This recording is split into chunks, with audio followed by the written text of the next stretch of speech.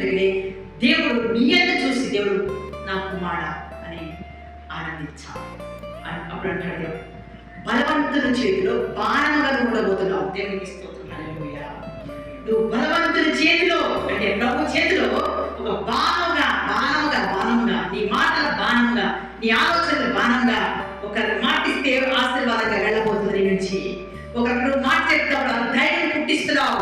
దేవునికి స్తోత్రం. హల్లెలూయా. నువ్వు ధైర్యం చెడిపోయిన వాళ్ళు ఏమాత్రం ఉండాలని ప్రభు ఇష్టపడతాడు. ధైర్యము దేవుడిచ్చిన కవచము. ధైర్యం చెడిపోతే ధైర్యం ఎక్కడ నువ్వు బాగుపడతావంటే ప్రభు దగ్గరికి వస్తేనే బాగుపడతావు. నువ్వు ధైర్యం చెడిపోయినావు, నీ గుమ్మలకున్న ఆశీర్వాదం రావాలి, నువ్వు సిగ్గుపడుతున్నావు. సిగ్గు చింత దేనికి సాదృశ్యం అంటే ఆయన సన్నిధి లేని వారినే ఆ చింత, ఆ సిగ్గు, ఆ బాధ, ఆ పని. కానీ చూసిన నువ్వు బలవంతుని చేతిలో ఉన్నట్లయితే నీకు సిగ్గు రాదు, భయం రాదు. మరి లోకంలో ఒంటరిగా ఉన్నా కూడా ధైర్యం కొట్టగలుగుతాం. ఎవరి చేతులు ఉంటే ప్రభు చెంతలు వచ్చినట్లే, ప్రభు సన్నిధిలో నిలిచినట్లే. నేను చాలా టైంలో మరి మీకు ఒక మాట చెప్తా. ఒక ఊరు అదేంటంటే ఏటుదాగా ఈ ఊర్లో ఉన్నప్పుడు ఒక్కటే రూమ్లో ఉన్న 6 రూమ్లు ఇచ్చారు, కానీ అందులో ఒకటి ఒకే రూమ్లో నేను ప్రార్థనకి మార్నింగ్ 11 o'clock వెళ్తే 6 o'clock వరకు అట్లనే కూర్చుంటాను. ఎవరితో నేను చెప్పండి, ప్రభు సంత నేను లేచి మంచిగా నాకు మళ్ళీ కూర్చుంటాను. నాకు అసలు ఇంట్లో ఉండబోదే. ఎందుకంటే ప్రభు చెంత చేరితే అలాంటి బలం వస్తుందండి. ఈ రోజున దేవుడు మనకి ఇల్లు కట్టాలి, మనం కట్టేసుకున్నామంటే కాదు. బలవంతుని చేతిలో మనం కట్టుకోవాలి. ఆయన కట్టుబాట్లు ఏంటి? వ్యర్థమైపోతుందేమో నీ పనులు, నీ ప్రయాసం, దేవుడు కాపాడలేదేమో. అందుకని కావాలి వాడు కావాలి. నీ ప్రభువే నీ కావాలి వాడు ఉన్నాడు. నీ కష్టార్జితము, నీ ఆహారము నువ్వు తింటావు, నీ కష్టార్జితం నువ్వు అనుభవించుకుంటావు. నీ గర్భఫలాన్ని నీ దేవుడు దీవించబోతున్నావు. ఆయన శ్వాసంగా ఉండబోతున్నావు. ఆయన ఇచ్చే బహుమానం ఎక్కడి నుంచి వస్తుంది? మాట వింటేనే వస్తుంది బహుమానం. బహుమానం అంటే కాదు, ఆయన మాట వింటేనే బహుమానం. పిలుస్తున్నాడు, రా, ఆయన బహుమానం ఇస్తాడు. నేను రాను అంటే ఆయన బహుమానం తీసుకెళ్ళాలి. ఆయన బహుమానం వస్తే ఏంటి? వాక్యమే ఆయన బహుమానం. ఆయన సన్నిధించి కన్నీళ్లతో వచ్చిన వారు సంతోష గానంతో వెళ్తే ఆయన బహుమానం. నువ్వు కన్నీళ్లతో వస్తావా? రా, పంటనికి ఇస్తాడు. కన్నీళ్లతో ఆయన చెంతకు చేరుకో, నువ్వు పంటను తీసుకెళ్తావు. ఆయన ఆశీర్వాద పంటను తీసుకోవడానికి ఈ మాట దేవుడు చెప్పినాడు. ఆయన సంతకు వచ్చినట్లయితే దేవుడు గుమ్మలో వచ్చి ఆశీర్వాదం వస్తుంది. సిగ్గుపడకుండా మాట విరోధైన అపవాది ఎవరిని మీ మీద అని తిరుగుతున్నాడు. నువ్వు ఎవరిని గురించి సిగ్గుపడుతున్నావు? దేవుని గురించా, లోకం గురించా? దేవుని గురించి సిగ్గుపడితే నీకు అంతా చెందే. దేవుని ఎందుకు సిగ్గుపడక ధైర్యంగా వచ్చినట్లయితే నీ దేవుడు నీతోనే ఉంటాడు. చాలా సమయంలో నువ్వు సిగ్గు అనే దురాత్మను వెంటాడి నీతో వెంటాడుతుంది, నిన్ను సిగ్గు చేస్తుంది, నీకు సిగ్గు పడుతుంది. కానీ సిగ్గు ఎవరి సంబంధం తెలుసా? సాతాను సంబంధం ఉంది. వాక్యం నా మాట వినకపోతే నువ్వు సిగ్గే. సిగ్గు పడకుండా విరోధులతో వాదించక ఎవరు? పరిశుద్ధులు ఉండాలి. నువ్వు వాదించమంటే అలా కాదు, పరిశుద్ధులు ఉంటే చాలు. ఆ సాతాన్ని ఎక్కడికక్కడే వాడు పాల్గొంటారు. ఎవరో అట్టివారు సిగ్గుపడుతురు, ఎట్టివారు సిగ్గుపడుతురు, ఆయన గుమ్మంలో లేని వారు సిగ్గుపడుతురు, వారి వాక్యంలో లేని వారు సిగ్గుపడుతురు, వారితో లేని వారు సిగ్గుపడుతురు, దేవునితో లేని వారు సిగ్గుపడుతురు. దేవునికి స్తోత్రం చెప్పండి. హల్లెలూయా. నువ్వు దేవునితో నింపుకున్నప్పుడు, ఆశీర్వాదం నింపుకున్నప్పుడు నీకు నిండుగా నీడొస్తాయి. అందుకని ఆయన శ్వాసంగా ఉంటావా?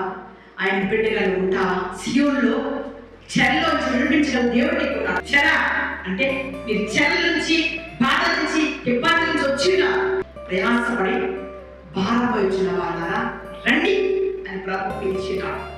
అలాగే ఆయన మాట వింటే చాలు, నీ ఇల్లు కట్టబడతాడు.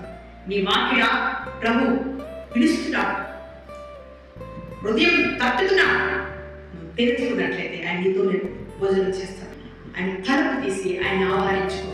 ఇప్పుడు ఇప్పటికైనా తిరిగి వచ్చి మీరు చేసిన తప్పులన్నీ కూడా క్షమించే దేవుడు ఉన్నాడు. మీరు తిరిగి రండి అని పిలుస్తున్నాడు. చేతిని చాచి పిలిచే తండ్రి నీకు ఉన్నాడు. రా నా కుమారుడా అని పిలుస్తున్నాడు. నీ దేవుడు యెహోవా ఎదుటే రావాలి ఆయన రాజయ్యన్నాడు. భూమి మీద అంతా చీకటే, చీకటి దాని ఆశలు అన్ని వెతుకుతాడు. కానీ చీకటి దాని ఆశలను పక్కన పెట్టి పరిశుద్ధ ఉపదేశాలను వెతకాలి. వెతికి దొరికిన పొందుకోవాలి. అనవసరమైన విడిచిపెట్టాలి, అవసరం లేని విడిచిపెట్టాలి. పిల్లలారా తిరిగి రండి అని నేను మీకు యజమానుడను. ఇదే యెహోవా ఇదే దేవుని యొక్క వాక్కు, ఇదే యెహోవా వాక్కు, ఇదే క్రీస్తునాథుని వాక్కు. హల్లెలూయా.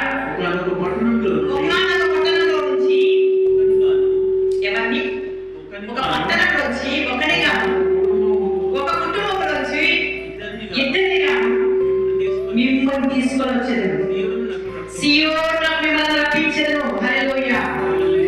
ఈరోజు జ్ఞానమైన బిడ్డలు చెవి నుండి వినకయు, కళ్ళు నుండి చూడకయు, హృదయం నుండి తెలవకయు ఉన్న భ్రష్టులైన పిల్లలారా అని ప్రభు చెబుతున్నాడు. యూదా యొక్క రాజ్యంలో విశ్వాసఘాతం కావద్దు. యూదా రాజ్యము, యెరూషలేము రాజ్యము, ఇశ్రాయేలు వారిని కంటికి కంటిలా కాపాడే దేవుడు, కంటికి కన్నులాగా కాపాడే దేవుడు. పశ్చాత్తాపంతో మనసు మార్చుకుని వచ్చినట్లయితే ఇలా తిరిగి రమ్మని పిలుచున్నాడు. నిన్ను దేవుడికి స్తోత్రం చెప్పు. హల్లెలూయా. నిన్ను పిలిచాడు, ఎందరిని పిలిచాడు? దేవుడికి స్తోత్రం. హల్లెలూయా. మిమ్మల్ని పిలుచున్నాడు. ఏమని పిలుచున్నాడు? అపవిత్రమైన వారాలా రండి, పరిశుద్ధులారా రండి, పాపులారా రండి, చీకట్లో అడ్డు ఇటు తిరిగిలాడుతున్న వారా రండి, సమస్యలతో ఉన్న వారా రండి. కంటికి కన్నులా కాపాడే దేవుడు నీ దేవుడు. తల్లి గర్భంలో ఉన్నప్పుడే ప్రాణముని ఇచ్చిన తండ్రివి నీవే, ముగ్గురంధ్రములో ప్రాణవాయువును దిన ఆ యేసు చేతులు పట్టి, చేతులు చాచి, చేతులు పట్టుకుని నేను రమ్మని పిలుస్తున్నప్పుడు నువ్వు అంటావు కదా, నేను రాను, నాకు చాలా పనులు ఉన్నాయి, నాకు చాలా వ్యాపారం ఉంది, బిజినెస్ ఉంది, నా డబ్బులు కావాలి, నాకు పెళ్లి కావాలి, నాకు అన్ని కావాలి. ముందు నువ్వు దేవుని ఎందుకు వస్తేనే కదా. నేను విగ్రహం ఉంది, ఏదో ఇష్టపడుతున్నావు, అది వదలా. అందుకే విశ్వాసఘాతులారా కాకండిగా యుగాన్ని బట్టి పై వేషములకి నా ఎదుగు వస్తారు, పూర్ణ హృదయంతో నా ఎదుగు రావట్లేదు. పశ్చాత్తాపం అనేది ఉదయం నుంచి వస్తుంది. ఏడు పయనించ ఏదైనా బాధ వస్తే ఎంత దుఃఖం వచ్చేస్తుందో, ప్రభు దగ్గర రావడానికి కూడా అంత దుఃఖంతో మీరు వచ్చినట్లయితే మీకు విజయమే. దేవునికి స్తోత్రం. దేవుని కోపం నిమిషమే ఉంటుంది, కానీ ఇక్కడ భూమి మీద ఉన్న సాతానే మిమ్మల్ని ఎంతకుండా వినకుండా చేస్తున్నారు. అందుకని ఒప్పుకోండి. ఎందుకంటే నేను తల్లి గర్భంలో వచ్చి పుట్టినప్పటి నుంచి పాపంలోనే ఉన్నాను ప్రభు, ఇంకా నీ మాట వినలేదని ఒప్పుకోండి, లోపడండి. అందుకని శేషించిన మనం మిగులున్న మీరు నా మాట వినండి. శేషించాలి. కొంచెమే ఉన్నారు, ఒక్కరే ఉన్నారు, ఇద్దరే ఉన్నారు, కానీ ఎక్కడ రావాలి కదా? మా ఇంట్లో ఎవరు లేరు, మరి నువ్వేరా. అప్పుడు దేవుని మార్గం నడుచుకో. కాపు కానివాడు యేసుప్రభు ఒక్కడే, ఆయన కాపు కాస్తున్నాడండి. పగలెండ దెబ్బకైనను, రాత్రి వేళ భయముకైనా, భగవాని బాణములకైనా నేను భయపడను. నా సహాయకుడు నా కాపరి యేసే. హల్లెలూయా, హల్లెలూయా, హల్లెలూయా, హల్లెలూయా. పగలెండ దెబ్బకైనను, రాత్రి వేళ భయముకైనా, భగవాని బాణములకైనా నేను భయపడను. ఇదిగో నీ దేవుడు మాట్లాడుతున్నాడు. ఇదిగో నా కుమారుడా, నా నిబంధన నీకు ఇచ్చినాను, నా నిబంధన నీతో నిబంధన చేసుకున్నాను. ఇదే నా కొత్త నిబంధనకే ఒక ప్రత్యేకతగా ఉండబోతున్నాను. ఇదే నా వాక్కు, నా మాట రప్పించా. కొలుగులోంచి, బాధలోంచి, సమస్యలోంచి రప్పించుకున్నాను. ఎక్కడికి? నా మాట దగ్గర, నా సన్నిధికి, నా రక్షణ కవచంలోకి నేను రప్పించుకున్నాను. నా మాట విని ఎవరు కొనుక్కుచుందో వారిని దృష్టిస్తున్నా అంటాడు. అందుకని ఈరోజున మన మీద, మన ఇండ్ల మీద, మన కుటుంబాల మీద ఆయన దృష్టి మాత్రమే ఉండాలని మనం ఇక్కడికి వచ్చినాం. అందుకని ప్రార్థన చేస్తాం మీ అందరి కోసం. ప్రభువా, ఇవి ఎంతమంది అయితే నిలబడరు ఇక్కడ ఈ సమయంలో విని ధైర్యంగా నిలబడి ఉన్నారు, ఒక్కసారి జ్ఞాపకం చేసి ఎంతో నమ్మంటున్నారు, ఒక లోయలోకి వెళ్ళిపోతున్నారు, ప్రమాదంలోకి వెళ్ళిపోతున్నారు, అన్యాయంలోకి వెళ్ళిపోతున్నారు, అక్రమంలోకి వెళ్ళిపోతున్నారు. కానీ నువ్వు పిలుస్తున్నావు ఆయన, ఇక్కడ పిలుస్తున్నావు ప్రభువా, నీ సంగతి పిలుస్తున్నావు. నీ మాటలో ఉన్న శక్తి బిడ్డలు కలిగించండి, ధైర్యాన్ని పుట్టించండి, ఆదరించండి, రక్షించండి, వచ్చిన వారందరూ జీవించండి. ముఖ్యంగా వింటున్న బిడ్డలందరినీ జ్ఞాపకం చేసుకోండి. నీ దయా కటాక్షం ఇంటి మీదకి, ఈ కుటుంబం మీదకి వచ్చి కాక నీ ప్రశస్త విలువైన సన్నిధిలో అందరినీ దీవించమని, సాతాను సిగ్గు నీ బిడ్డలు జయము ప్రకటిస్తున్నాను. Thank you Lord Jesus. నీ హృదయంలో భద్రం చేసుకోండి, అహంకారం ఉండకండి అని దేవాలు మాట్లాడినావు. అవును తండ్రి, దిక్కులేని వారు, దౌర్భాగ్యం లేని మాట లేకపోతే అలాంటి వారిని నువ్వు పిలిచి వేళ నీ నీతి కిరీటం ఇచ్చి నువ్వు శుభ్రపరిచి నీ బిడ్డగా శ్వాసం ఇచ్చావు ప్రభా. నీ బిడ్డలందరినీ లేవనెత్తి బలపరచడానికి స్తోత్రము, నిలబెట్టడానికి స్తోత్రము, భద్రపరచడానికి స్తోత్రము. నీ మాట విన్న శక్తి బిడ్డలు కోల్పోకుండా ఈ ఉపకారం తెలుసుకుని నీ సన్నిధిలో ఉన్న ఆశీర్వాదాలు పొందుకుంటారు. కృప చూపించండి నాయన ప్రభా. వ్యర్థంగా పాడే బంధాల కోసం పరిగెత్తకుండా నీ మాట విని నీ ఎద్దకు వచ్చినట్టు ఈరోజు నీ పిలుస్తున్నావు ప్రభా, నీ ఎద్దకు పిలుస్తున్నావు. వీళ్ళందరినీ నడిపించండి.